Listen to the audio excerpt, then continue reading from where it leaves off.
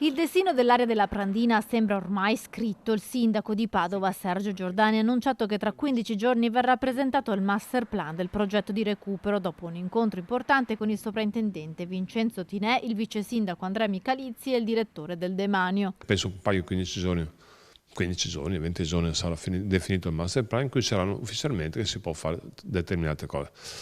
Sarà un parco bellissimo,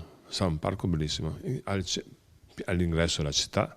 Sarà un'area veramente pregiata in cui cerchiamo di migliorare tutto. Ci sarà anche un parcheggio, sì, ci sarà anche un parcheggio 230, 250, 270, non lo so, non lo sappiamo esattamente, va fatto in base alla capacità che c'è, ma anche in base ai calcoli di APS, che è la nostra azienda che cura i parcheggi. I 3 edifici presenti nel perimetro dell'area sono protetti da vincoli della soprintendenza che dovrà fornire delle linee guida.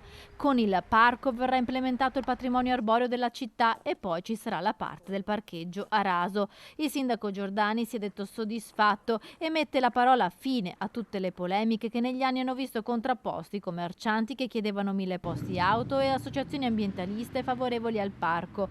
A ruota poi ci sarà da definire anche le sorti di Piazza Insurrezione, che al momento rimane parcheggio. Stiamo aumentando i parcheggi. Piazza Insurrezione, vi ricordo c'è un grosso problema, che in termini economico. Siamo, nelle condizioni economiche del comune siamo in difficoltà, perché non è vero, però siamo molto attenti alle risorse, perché non arriva assolutamente nulla dal governo. Di conseguenza per quanto riguarda quel parcheggio che è di APS, ma vi ricordo che APS è in house, porta a casa un risultato molto importante sull'aspetto economico. E prima di perdere 1,6 milioni, 1,7 milioni, dobbiamo stare molto attenti.